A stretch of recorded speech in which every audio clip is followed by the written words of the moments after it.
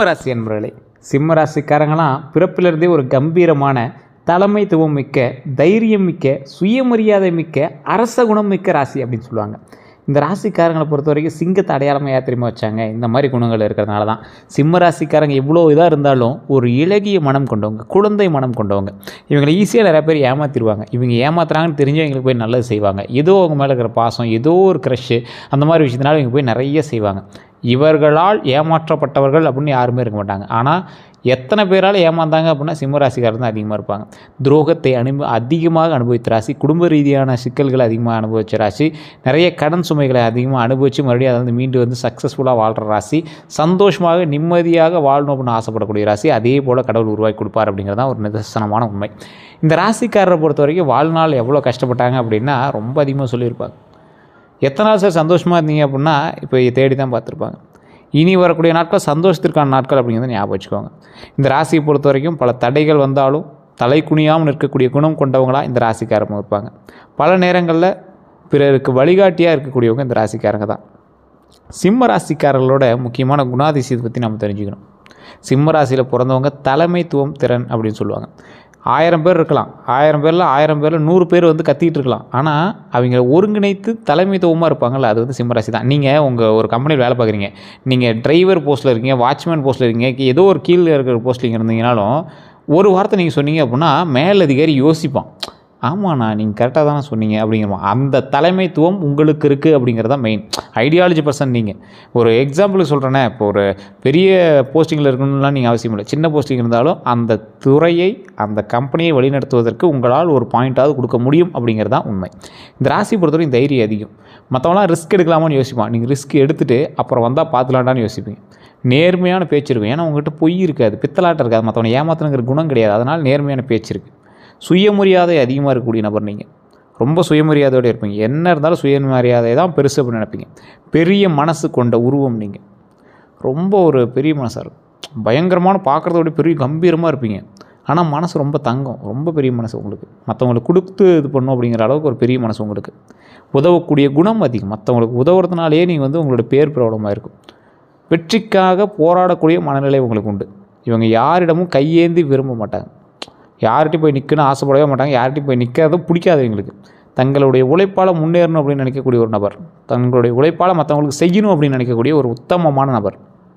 இதுவரை நீங்கள் பட்ட கஷ்டம் கொஞ்சமாக நெஞ்சமா? எத்தனை கஷ்டம்! கடந்த சில ஆண்டுகளில் உழைப்புக்கு ஏற்ற அங்கீகாரம் இல்லாமல், பணத்தடை, தொழிலில் நஷ்டம் பட்டிருப்பீங்க, வேலை அழுத்தம் பட்டிருப்பீங்க, உறவினர் பிரச்சனையை சந்திச்சிருப்பீங்க, நண்பர்களால் ஏமாற்றத்தை செஞ்சுருப்பீங்க, சொத்து தகராறு சந்திச்சிருப்பீங்க, மன உளைச்சலை சந்திச்சிருப்பீங்க. இது போன்ற பல சோதனைகள் இருந்திருக்கும். யாரால் உங்களுக்கு துரோகம் ஏற்பட்டிருக்குன்னு தெரியுமா? நெருங்கிய நண்பர்களால், தொழிலில் கூட்டாளிகளால், பண விஷயத்தில் நம்பியவர்களால், உறவினர்களால். இவங்க மூலமாக மனக்கசப்புகள் ஏற்பட்டிருக்கும். சிம்மராசிக்காரங்க வெளிப்படையாக பேசுவதால் சிலர் அவங்கள தவறாக புரிஞ்சுக்குவாங்க. சிம்மராசி அப்படின்னா ஒரு அற்புதமான ராசி. இந்த சிம்மராசியை பொறுத்த வரைக்கும் தொழில் ரீதியான விஷயங்களும் சரி, மன ரீதியான விஷயங்களும் சரி, கல்வி ரீதியான விஷயங்களும் சரி, எல்லா ரீதியான விஷயங்களுக்குமே போராடி போராடி போராடி போராடி வெறுத்திருப்பீங்க.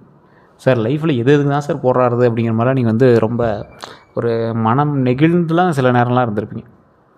இந்த ராசிக்காரர்களை பொறுத்த வரைக்கும் தமிழ் புத்தாண்டுலேருந்தே நீங்கள் ஜாதகத்தை செக் பண்ணிட்டே இருந்தீங்க. டிவி போட்டால் டிவியில் ராசி படம் என்ன சொல்லுவான், குரு பயிற்சி போட்டால் அதில் என்ன சொல்லுவாங்க, யூடியூப்பில் வீடியோ பார்த்தா அதில் என்ன சொல்லுவாங்க அப்படின்னு காத்துட்ருந்தீங்க. எல்லாத்துக்கும் நல்லா தான் சொன்னாங்க. என்ன சொன்னாங்க? புதிய வேலை வாய்ப்பு உண்டாச்சு, தொழிலில் வளர்ச்சி பெருகுது, பொருளாதாரத்தில் முன்னேற்றம் பெருகுது, குடும்பத்தில் சுப நிகழ்ச்சி நடக்குது, மதிப்பு மற்றும் மரியாதை அதிகரிக்குது அப்படின்னாங்க.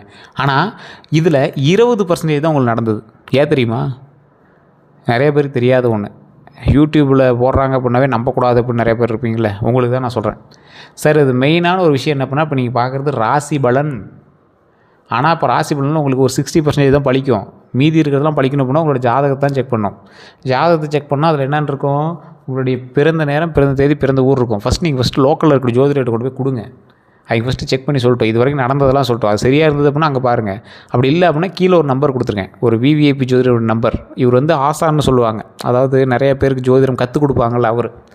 ஸோ நீங்கள் அப்பாயின்மெண்ட் பேஸில் தான் ஜோதிடமே பார்க்க முடியும். வேணும் அப்படின்னா நீங்கள் பயன்படுத்திக்கோங்க. நீங்கள் ப்ரமோஷன் அடித்தாலும் சரி, எப்படி நடித்தாலும் சரி, உங்களுடைய விருப்பம். வேணும்னா நீங்கள் பயன்படுத்தி கால் பண்ணி பேசி தெரிஞ்சுக்கலாம். இதில் அப்பாயின்மெண்ட் பேஸில் வெயிட் பண்ணி பார்க்குறவங்க கூட ஐடியா இருந்தால் பண்ணுங்கள்.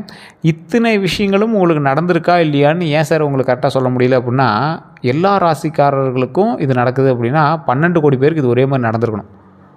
நடக்கிறதில்ல. காரணம் என்னென்னா உங்களோட தசாபுத்தி லக்கினம் நட்சத்திரம் எல்லாம் வேறு, பிறந்த நேரம் பிறந்த ஊர் வேறு, உங்களோட பிரயாணிக்கூடிய மற்ற ராசிகள் வேறு. அதற்கு தகுந்த மாதிரி தான் அது எல்லாமே நடக்கும். குரு பயிற்சி பலன் அப்படின்னு பார்க்கும்போது குரு பயிற்சியிலையுமே நல்ல ஒரு சாதகமான ஒரு நிலை தான் உங்களுக்கு இருந்தது. தொழில் முன்னேற்றம் இருந்தது, கல்வி வளர்ச்சி இருந்தது, பதவி உயர்வு இருந்தது, திருமண வாய்ப்பு இருந்தது, குழந்தை பாக்கியம் இருந்தது, வீடு மற்றும் வாகன யோகம் இருந்துச்சு. இது எல்லாமே நின்று போன முயற்சிகள் மீண்டும் நகர தொடங்குங்கிறது தான் முக்கியமான விஷயம். உங்களுக்கு ஏற்கனவே தான் ஸ்டார்ட் ஆச்சு, மறுபடியும் நின்றுச்சு, மறுபடியும் பின்மேல் நடக்கும். நல்லா யோசிச்சு பாருங்கள். சிம்மராசிக்கு இதெல்லாம் ஸ்டார்ட் ஆச்சு, மறுபடியும் லேக் அடிச்சிச்சு, மறுபடியும் தான் உங்களுக்கு ஸ்டார்ட் ஆச்சு. உண்மையாக இல்லையான்னு சொல்லி பாருங்கள். குரு பயிற்சியில் செய்ய வேண்டியவைன்னு பார்த்தா வியாழக்கிழமையில் மஞ்சள் ஆடை அணிங்க, கடலை பருப்பு தானம் செய்யுங்க, குரு பகவான் வழிபாடு செய்யுங்க, ரொம்ப நல்லது. நிறைய பேருக்கு தெரியாத விஷயம் இதுதான். கடலை பருப்பு தானம் ரொம்ப நல்லது. வழிபட வேண்டிய தெய்வங்கள்னு பார்த்திங்கன்னா தட்சிணாமூர்த்தி, குரு பகவான். தட்சிணாமூர்த்தி வழிபாடு தடைகளை நிவர்த்தி செய்யும். இந்த ராசிக்காரர்கள் பெரும்பாலும் இவர்கள் செய்து கொள்ள வேண்டிய ஒரு முக்கியமான விஷயம் தட்சிணாமூர்த்தி வழிபாடு தான். சிம்ம ராசியில் பிறந்தவங்கள சீண்டி பார்க்குறதுலேயும் நிறைய பேர் வருவாங்கம்பாங்க. உங்களை வேணே கோபப்படுத்துறதுக்கும், உங்களை வந்து அலக்களிக்கிறதுக்கும், உங்களை அது இதுன்னு சொல்லி திட்டுறதுக்குமே நிறைய பேர் வருவாங்க. உங்களுக்கு நல்லா யோசிச்சு பாருங்கள். இதுவரை நீங்கள் பட்ட கஷ்டங்களுக்கும் நீங்கள் பட்ட காயங்களுக்கும் காரணம் நீங்கள் கிடையாது. எவனோ ஒருத்தன் பண்ணதுக்கு நீங்கள் மாட்டினது தான். தேவையில்லாத பேச்சுக்களும் தேவையில்லாத வார்த்தைகளுக்கும் நீங்கள் ஆளானது தான். ஸோ செய்யக்கூடாதவேனா கோபத்தில் முடிவு எடுக்காதீங்க. கோபத்தில் எடுத்த முடிவு ஏற்கனவே உங்களை எந்தெல்லாம் வச்சு செஞ்சுச்சின்னு உங்களுக்கு நல்லா ஞாபகம் இருக்குல்ல. அவசர முதலீடுகள் செய்யாதீங்க, தேவையற்ற கடன் வாங்காதீங்க, பெருமைக்காக செலவு செய்யாதீங்க. தயவுசெய்து பெருமைக்காக மட்டும் செலவு செய்யாதீங்க. உங்களை வந்து ஆடம்பரம் தான் வந்து தேவையில்லாமல் உங்களை செலவு எடுத்து விட்டுச்சு. ஸோ ஆடம்பரத்தில் மட்டும் கொஞ்சம் பார்த்து நிதானமாக செயல்பட்டீங்க அப்படின்னா அந்த ஆடம்பரத்துலேருந்து கொஞ்சம் அப்படியே ஆடம்பரம் அப்படிங்கிற செலவை சேவிங்ஸாக எடுத்து வச்சுக்கோங்க. அதெல்லாம் வந்து ஏதோ ஒரு சொத்து வாங்கி போகிறதோ அது மாதிரி பண்ணுங்கள். ஆடம்பரமாக ஒரு விஷயத்தை பண்ணுறத விட அந்த அமௌண்ட் நீங்கள் வந்து சொத்து வாங்கி போகிற விஷயத்தில் பண்ணிங்கன்னா இன்னும் கொஞ்சம் செல்வாக்கு மிகுதியாக இருக்கும், நல்ல பண வரவு மிகுதியாக இருக்கும், மிகப்பெரிய லாபம் மிகுதியாக இருக்கும். இந்த மாதிரி விஷயத்தில் நல்ல லாபம் கிடைக்கும். பண வரவை பொறுத்த வரைக்கும் 2026 புதிய வருமான வாய்ப்புகள் உண்டாச்சு, தொழிலில் லாபம் உண்டாச்சு, பழைய பாக்கி வசூலாகும், சம்பள உயர்வு உண்டாகுது, இது எல்லாமே கிடைக்குங்க. வாகன யோகத்தை பொறுத்த வரைக்கும் பலருக்கு கார் வாங்கக்கூடிய யோகம் உண்டாச்சு, இருசக்கர வாகனம் வாங்கக்கூடிய யோகம் உண்டாச்சு, குடும்ப வாகனம் வாங்கக்கூடிய யோகம் உண்டாச்சு. இந்த கார் வாங்கக்கூடிய யோகம் அப்படின்னு பார்த்திங்கன்னா செகண்ட் ஹேண்டு காரோ புது காரோ கார் வாங்குவதற்கான யோகம். இந்த டைமில் நீங்கள் என்ன பண்ணணும் அப்படின்னா பொறுமையாக நிதானமாக ஒரு இருசக்கர வாகனங்கள்லாம் வாங்குறீங்க அப்படின்னா டாக்குமெண்ட்லாம் செக் பண்ணுங்கள். டாக்குமெண்ட்டை செக் பண்ணி அதில் ஏதாவது இஷ்யூஸ் இருக்கான்னு செக் பண்ணுங்கள். அதுக்கப்புறமேட்டு எல்லாமே பண்ணுங்கள். வாகனம் வாங்குறதுக்கு முன்னாடி சட்ட ஆவணங்கள் எல்லாமே சரியாக இருக்கா அப்படின்னு செக் பண்ணிக்கோங்க. திருமண பலன்கள் அப்படின்னு பார்க்கும்போது திருமண வயது இருக்கிறவங்களுக்கு நல்ல வரன் அமையறதுக்கான வாய்ப்புகள் உண்டாகுது, குடும்ப ஒப்புதல்கள் கிடைக்குது, திருமண பேச்சு உண்டாகுது, நிச்சயதார்த்தம் ஆகிறதுக்கு வாய்ப்பு உண்டாகுது. நடக்கிறதுக்கு வாய்ப்புகள் இது எல்லாமே இருந்தாலும் உங்களுடைய தனிப்பட்ட ஜாதகம் தான் நடக்குமா நடக்காதா அப்படிங்கிறது தெளிவாக சொல்லும். அப்போ தனிப்பட்ட ஜாதகமே பார்த்துக்கலாம். சரி எதுக்கு சார் இந்த வீடியோ போட்டு எங்களை டார்ச்சர் பண்ணுறீங்க அப்படின்னு கேட்பீங்க. சரி இப்போ நான் சொன்ன விஷயங்களுக்கு வாய்ப்புகள் உங்களுக்கு இருக்குது, அது இத்தனை நாளாக நடக்கலை அப்படின்னா காரணம் என்னவாக இருக்கும்? உங்களுடைய மேனுவல் புக்கு, அதாவது ஒரு எக்ஸாம்பிள் சொன்னால் அந்த படத்தில் சொல்லுவாங்கள்ல, எல்லா டிவி50க்கும் 50 மைலேஜ் தருது, ஏன் டிவி50க்கு மட்டும் ஏன்டா கம்மியாக மைலேஜ் தருது? அப்போ உங்களுடைய மேனுவல் புக் எடுத்து பாருங்கள் சார், வண்டியில் என்ன பிரச்சனை செக் பண்ணுங்கள் சார். ஸோ காலம் நல்ல காலமாக இருக்குது, உங்களுக்கு இன்னும் அந்த நல்ல காலம் அமையலை அப்படின்னா காரணம் என்னென்னு செக் பண்ணிக்கோங்க. இந்த ராசியை பொறுத்த வரைக்கும் வெற்றிக்கான காலகட்டம் தொடங்கியாச்சு சார். அதை சரியான வழி நடத்துவதற்கு நீங்கள் தான் ஸ்டெப் எடுக்கணும் அப்படிங்கிறது ஞாபகம் வச்சுக்கோங்க. அதிக முதலீடுகள் போட்டு மாட்டிக்காதீங்க, தேவையில்லாத எவனாவது பணம் போட சொல்கிறாங்கன்னா பணம் போட்டு மாட்டிக்காதீங்க. டாக்குமெண்ட் ரீதியான விஷயங்களை கையெழுத்து எல்லாம் போகிறதுக்கு முன்னாடி செக் பண்ணிட்டு போடுங்க. லோன் சம்மந்தப்பட்டமான விஷயங்கள் அது இதுன்னு எதாவது வாங்குறீங்க அப்படின்னா ஓவரால் ஃபுல்லாக செக் பண்ணுங்கள். உங்களால் கட்ட முடியுமா, அதை ஃபுல்லாக தீர்க்க முடியுமா செக் பண்ணிக்கோங்க. குழந்தைக்காக காத்திருக்கிறவர்களுக்கு நல்ல செய்தி உண்டாகிற ஒரு காலகட்டம் அப்படிங்கிறதுனால இந்த ஐவிஎஃப் இந்த ட்ரீட்மெண்ட் இதெல்லாம் பண்ணுறீங்கன்னா என்ன ஏதுன்னு தெளிவாக கேட்டு பண்ணுங்கள்.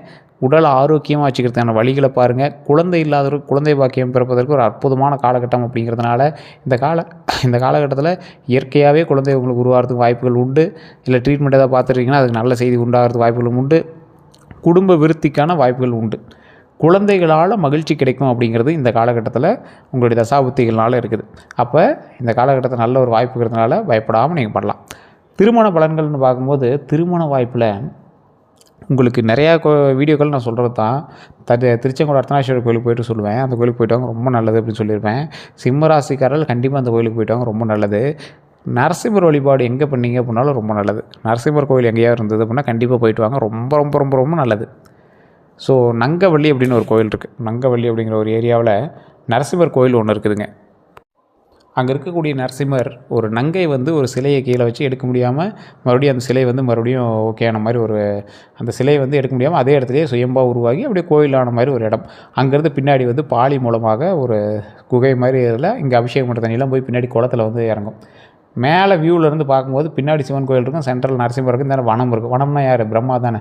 ஸோ இந்த மாதிரி ஒரு ஸ்தலம் இருக்கும். நங்கவள்ளி அப்படின்னு டைப் பண்ணி பாருங்கள். சேலம் மாவட்டம் நங்கவள்ளி அப்படின்னு டைப் பண்ணிங்கன்னா லக்ஷ்மி நரசிம்மர் அப்படின்னு போட்டிங்கன்னா வரும். அந்த கோயிலுக்கு போய் வழிபட்டுவாங்க. மிகப்பெரிய நல்லது நடக்கும். லக்ஷ்மி நரசிம்மர் ஆலயம். சிம்மராசிக்காரங்க எங்கே இருந்தாலும் சரி அந்த கோயிலுக்கு போய் வழிபட்டுவாங்க. சேலம் மாவட்டம் நங்கவள்ளியில் லக்ஷ்மி நரசிம்மர்னு இருக்குது. பின்னாடியே சோமநாதர் அப்படிங்கிற கோயில் ஆலயம் இருக்குது. சோமநாத சித்தர்னு அங்கே ஒருத்தர் இருந்திருக்காரு. அவரோட ஜீவசமாதி அங்கேருந்து எடுத்து ரொம்ப நாட்களுக்கு அப்புறம் கண்டுபிடிச்சி எடுத்து தனியாக வச்சு ஒரு பானையில் இருந்தது. நந்திக்கடியில் ஜீவசமாதி இருந்த ஸ்தலம் அது. அதுக்கு பின்னாடி இருக்கிற கோவில். அந்த சிலையை எடுத்து பக்கத்தில் வச்சு அந்த பானைக்குள்ளே இருந்த அவருடைய ஜீவசமாதி எடுத்து பக்கத்தில் வச்சு வழிபட்டுட்டு இருக்காங்க. அதுக்கு பின்னாடி இருக்கிற கோவிலில் இந்த இடம் ஃபுல்லாக வனம். அப்புறம் 3 இதுலேயும் சேட்டலைட் வியூவில் பார்க்கும்போது என்ன ஆகுது? மும்மூர்த்திகளும் ஒரு சேர இருக்கக்கூடிய ஸ்தலம். நங்கை அப்படிங்கிற ஒரு மங்கை வந்து அந்த சிலையை கீழே வச்சு எடுக்க முடியாமல் அந்த இடத்துலேயே உருவானதுனால அது வந்து அகோபிலம் அப்படின்னு சொல்லுவாங்க. அந்த கல் அந்த அந்த இடத்துல வந்து உருவாகிருக்கு அப்படின்னு சொல்லியிருக்காங்க. ஸோ அந்த ஸ்தலத்துக்கு கண்டிப்பாக போயிட்டு வாங்க, மிகப்பெரிய நன்மை உண்டு. குழந்தை வரம் கிடைக்கிறதுக்கு பழனி கீழே இருக்கக்கூடிய திரு ஆவினங்குடி அந்த கோயிலுக்கு எப்போயாவது போயிட்டு மேலே இருக்கக்கூடிய பழனியில் வழிபட்டுவாங்க, ரொம்ப நல்லது. நிறையா பேருக்கு தெரிஞ்ச ஒரு ஸ்தலம். நிறையா பேர் இன்றைக்கும் வந்து சார் மேல்மலையனூர் அங்காள பரமேஸ்வரி கோயிலுக்கு எல்லாம் போயிட்டு வராங்க, போயிட்டு இருந்தால் குழந்தை பாக்கியம் கிடைக்குன்னு சொல்கிறாங்க. ஏன் அவ்வளோ க்ரௌடு போகுது அப்படின்னு கேட்டிங்கன்னா, உயிர்கள் அதிகமாக இருக்கக்கூடிய இடத்துல குழந்தை பாக்கியம் உண்டாகுமா. அந்த அம்மா வந்து ஆகம விதிகளே அந்த கோயிலில் வந்து பார்க்க முடியாது. ஒரு ஏரியில் அந்த கோயில் அமைஞ்சிருக்கும், சுடுகாட்டு ஓரத்தில் அமைஞ்சிருக்கும். உயிர்களை தன்னிடையே வச்சுருக்கும். இறந்தவங்களோட உயிரெலாம் அந்த அம்மாட்ட இருக்கும். அம்மாக்கிட்ட அப்படி இருக்கும்போது போய் கேட்குறவங்களுக்கு குழந்தை இல்லாதவங்களுக்கு குழந்தை கொடுக்குது. அந்த உயிரை வந்து குழந்தையாக மாற்றி கொடுக்குறாங்க. அந்த அம்மா அவ்வளோ பெரிய பவர்ஃபுல்லான அம்மா. அந்த இடத்துக்கு போய் பார்த்தீங்கன்னா உங்களுக்கு அப்படி தெரியும். ஒரு பவர், ஒரு வித்தியாசமான பவரை நீங்கள் உணர்வீங்க. ஒரு கோயிலுக்கு போனால் அமைதியாக இருக்கும், ஒரு கோயிலுக்கு போனால் இதாக இருக்கும். இந்த இடத்துக்கு போனால் ஒரு வினோதமான பவரை நீங்கள் உணர்வீங்க. ஒரு அற்புதமான ஸ்தலம், அற்புதமான பவர் கொண்ட ஸ்தலம். நன்மையை மட்டுமே செய்யக்கூடியவள் அங்காள பரமேஸ்வரி அம்மன். அவள் அவ்வளோ அருமையாக பார்த்துக்குவாங்க அந்த அம்மா. போய் ஒரு டைம் நீங்கள் போயிட்டு வந்துட்டிங்கன்னா வருஷம் போயிட்டு வருவீங்க. இப்போ கூட நிறைய இடத்துல பிரபலங்கள்லாம் அங்கே போயிட்டதெல்லாம் நீங்கள் பார்த்துருப்பீங்க. அந்த இடத்துக்கு கண்டிப்பாக போயிட்டு வாங்க, ஒரு அற்புதமான ஒரு நன்மை உண்டு. அடுத்த 12 நாட்களை பொறுத்த வரைக்கும் வேலைகளில் கவனமாக இருங்க. செலவு கட்டுப்பாடுங்க. செலவை கண்டிப்பாக கட்டுப்படுத்தி ஆகணும். அடுத்த 4 நாட்களில் நல்ல தகவல் உண்டாகுது, நண்பர்கள் மூலமாக உதவி உண்டாகுது, கடைசி 4 நாட்களில் பணவரவு உண்டாகுது, குடும்ப மகிழ்ச்சி உண்டாகுது, புதிய வாய்ப்புகள் உண்டாகுதுங்க. இது எல்லாமே நன்மைக்கான ஒரு காலகட்டமாக உண்டாகுதுங்க. கந்திஷ்டியை பொறுத்த வரைக்கும் சிம்ம ராசிக்காரர்களுக்கு பொதுவாக மற்றவங்களுடைய கவனத்தை ஈர்க்கக்கூடியவங்களாக இருப்பாங்க. ஆனால் பொறாமை, கந்திஷ்டி இது எல்லாமே இருக்கிறதுனால கொஞ்சம் பொறுமையாக நிதானமாக செயல்படுங்க. எது பண்ணாலும் கோயிலுக்கு போய் ஒரு டைம் வழிபட்டு வாங்க, குலதெய்வ கோயிலுக்கு போயிட்டு வாங்க. உங்கள் மேலே யாராவது கண் வைக்கிறாங்களா இல்லை இது பண்ணுறாங்களா அப்படின்னு தெரிஞ்சுன்னா உங்கள் ஆடம்பரமாக நீங்கள் பண்ணுறதை கொஞ்சம் குறைச்சிக்கோங்க. அந்த அமௌண்ட்டில் சேவிங்ஸ் எடுத்து வைங்க. ஞாயிற்றுக்கிழமை தீபம் வச்சு வழிபடுங்க. வீட்டிலேயே கூட சூரிய நமஸ்காரம் பண்ணுங்க. காலையில் எழுந்திரிச்சோன்னே ஒரு 6 மணி 7 மணிக்கெலாம் சூரிய நமஸ்காரம் பண்ணுங்கள். விநாயகர் வழிபாடு பண்ணுங்கள். விநாயகர் வழிபாடெலாம் உங்களுக்கு மிகப்பெரிய நன்மை தரும். அது போக போக உங்களுக்கு தெரியாது, உடனே தெரியுதான்னு கேட்டால் சொல்ல முடியாது. போக போக உங்களுக்கு விநாயகர் வழிபாடு மூலமாக பல நன்மைகள் நீங்கும், பல நன்மைகள் உண்டாகும், பல தீமைகள் நீங்கும். அதே போல் உங்களுக்கு இருக்கக்கூடிய கந்திஷ்டிகள் நீங்கும். விநாயகர் வழிபாடு மிகப்பெரிய நன்மையை கொடுக்கும். இந்த நன்மையை கொடுத்துச்சு அப்படின்னாவே பல பிரச்சனைகள் தீருது அப்படின்னு அர்த்தம். அதை மட்டும் ஞாபகம் வச்சுக்கோங்க. வணங்க வேண்டிய தெய்வங்கள்னு பார்த்திங்கன்னா சூரிய நாராயணர், பெருமாளினுடைய அவதாரம் அப்படின்னு சொல்லுவாங்க. அதுக்கப்புறம் முருகப்பெருமான். பக்கத்தில் முருக கோயில் இருக்குது சார், சின்ன சிலையை வச்சு கும்பிட்டுருக்காங்க, வழிபட்டுவாங்க. அங்கே தான் உங்களுக்கான தெய்வமே இருக்குது அப்படிங்கிறது ஞாபகம் வச்சுக்கோங்க. விநாயகர் வழிபாடு முன்னாடி சொன்னது தான். ஆஞ்சநேயர் வழிபாடு பயத்தை நீக்கும், பதட்டத்தை நீக்கும், அதுக்கான பவரை கொடுக்கும். அம்பாள் வழிபாடு, பெண் தெய்வம் வழிபாடு வந்து எப்போவுமே உங்களுக்கு வந்து நன்மையை மட்டுமே அள்ளித்தரக்கூடிய ஒரு தெய்வம் அப்படின்னு சொல்லுவாங்க. எந்த நிற ஆடை நல்லது அப்படின்னா அதிர்ஷ்ட நிறங்கள்னால் தங்க நிறம் உங்களுக்கு ரொம்ப நல்லதுங்க. ஆரஞ்சு, சிவப்பு, மஞ்சள்லாம் உங்களுக்கு ரொம்ப நல்லது. இவை எல்லாமே நம்பிக்கை மற்றும் உற்சாகத்தை அதிகப்படுத்தக்கூடிய நிறங்களாக கருதப்பட்டாலும் இது எல்லாம் நீங்கள் எடுத்துக்கிறத பொறுத்து தான் இருக்குது. எந்த மாதிரி நீங்கள் அதை எடுத்துக்கிறீங்க, அது பெருசாக எடுத்துக்கிறீங்களா, இல்லை ஒன்றும் ப்ராப்ளம் இல்லை சார் நாங்களாம் அந்த கலர்லாம் கவனிக்கிறதா ஷேர் பண்ணாலும் ஓகே. இல்லை சார் அது போட்டால் நல்லது, ஆனால் அந்த கலர் ட்ரெஸ் எப்படி சார் போட்டு போகிறதுனா ஒரு கட்சிஃபாக அந்த கலரில் இருந்துச்சு அப்படின்னா உங்களுக்கு நல்லது தான். அந்த மாதிரி ஏதோ ஒரு உடையோ அந்த மாதிரி ஒரு கலர் வந்து உங்கள் கையில் இருந்துச்சுன்னா அது ஒரு அற்புதமான ஒரு விஷயம் அப்படின்னு ஞாபகம் வச்சுக்கோங்க. எந்த விஷயம் தானம் செய்தனாலதுன்னா மஞ்சள் ஆடை.